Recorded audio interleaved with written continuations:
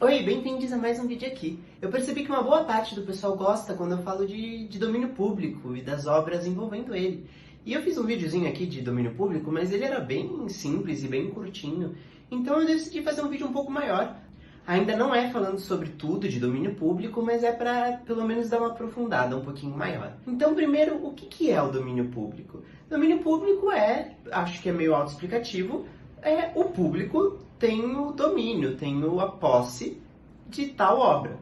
O que isso significa? Depois de tanto tempo que um autor morre, aqui no Brasil há 70 anos, a obra dele passa a ser de domínio público. Então qualquer um pode, teoricamente, acessar essa obra de graça e usar essa obra para quaisquer fins que ela tiver, porque não tem um dono, não tem ninguém que vai te processar por estar usando, tá certo? Então, se vocês gostarem desse vídeo, por favor, se inscrevam e deem feedback. Eu adoro saber o que vocês estão achando dos vídeos. Então é o seguinte, aqui no Brasil, como eu disse, 70 anos depois que um autor morre, essa obra passa a ser domínio público. Tem umas questões aí, tem alguns países, tipo México e os Estados Unidos, que tem bem mais tempo, e tem outros países que tem menos. Tem países que eu acho que o mínimo que tem é 50 anos. Então, quando uma obra cai em domínio público, você pode usar ela, alterar ela, escrever em cima, e ninguém vai poder te processar.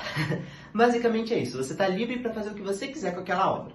Então é isso, para mim, o primeiro contato que eu tive com isso, que eu entendi o que dava para fazer, foi o filme A Liga Extraordinária, que é baseado em quadrinhos. O Alan Moore não gosta dos filmes feitos das obras dele, mas eu adorei a ideia de ter lá uma vampira que foi mordida pelo Drácula, junto com o Dorian Gray, o Homem Invisível, o Mr. Hyde, todos juntos. Era tipo uma equipe de super-heróis, mas de histórias góticas, e aquilo me fascinou e me fez querer aprender muito mais. Isso foi há muito tempo atrás, obviamente, mas eu continuei estudando, eu continuei vendo. E tem muitas coisas que são domínio público e algumas que a gente pode até nem perceber de primeira. Então aqui eu quis dar uma listada em tópicos. Eu não sei se existem essas classificações, são minhas classificações. Eu inventei elas, e vamos falar um pouquinho de cada uma delas então.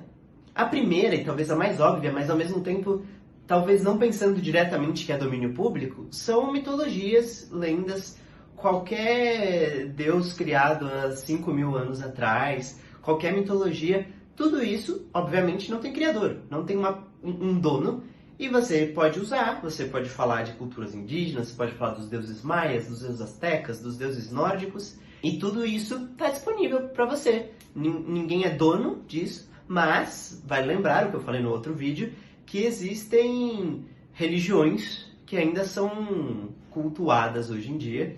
E aí o que eu considero alguns anos depois de mitologia, porque é uma outra vibe, um outro espírito, são folclores e contos de fada. Então sim, nós temos vários contos de fada que foram adaptados recentemente, principalmente pela Disney, que é o que mais usa a obra de domínio público e o que o menos quer que as suas obras virem de domínio público. Eles lutam constantemente para que o Mickey fique mais tempo possível fora das mãos de todo mundo. Mas enfim, o que eu quero dizer é que qualquer conto de fada adaptado vai ter os direitos autorais dessa adaptação. Então, a Disney fez uma história da Pequena Sereia que ela é ruiva e tem 7 irmãs e não morre no final, e chama Ariel, ela não tem nome no conto original, se eu não me engano. Você não pode usar isso, porque isso tem todo.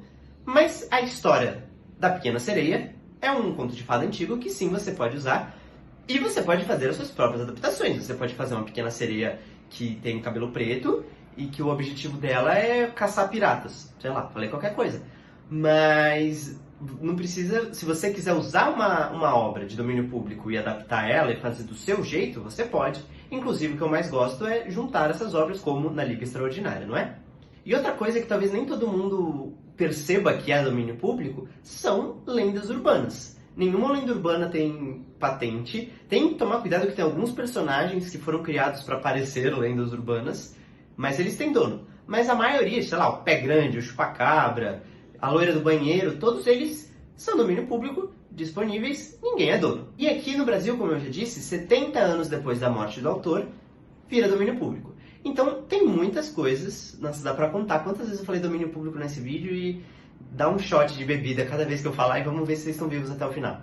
Mas, voltando pro assunto, o que isso significa? Porque Porque vários já são óbvios que são domínio público, não é? Então, o Drácula, Frankenstein, Os Três Mosqueteiros, todos esses livros antigos são domínio público. Alice no País das Maravilhas, um monte de coisa.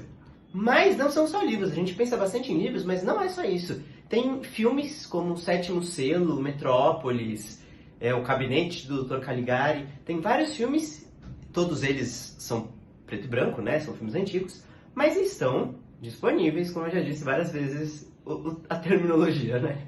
Mas então é isso, inclusive obras brasileiras, tipo Tudo do Machado de Assis, que também são domínio público. E tem personagens de quadrinhos menos conhecidos, ou um que eu vou falar que nem é quadrinho, mas entrou recentemente, mas é, por exemplo, o Gato Félix e o Ursinho Pooh. Ambos estão disponíveis. E para terminar aqui, eu não sei se eu esqueci algum tópico geral, se alguém pensou em algum outro tópico sobre isso, me avise, porque o próximo que eu vou falar existem personagens e obras que foram criadas diretamente para serem de domínio público. Então existem personagens como a Jane Everywhere, que ela foi criada para todo mundo usar. Não tem... quem criou ela não pegou os direitos autorais, por assim dizer. Então tá livre. Tem um jogo de videogame que é assim, tem gente que se juntou na internet para criar histórias e estão disponíveis. E por falar em jogo de videogame, como a maioria deles são um pouco mais recentes e os criadores morreram há menos tempo, ainda não tem muitos videogames que são de domínio público, mas logo, eventualmente, quando formar 70 anos, o Pac-Man vai ser de domínio público também.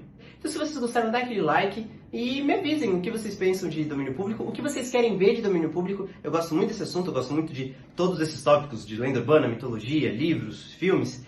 Então se tiver qualquer assunto mais específico que vocês queiram aprofundar, é só me avisar, tá bom? Tchau, tchau!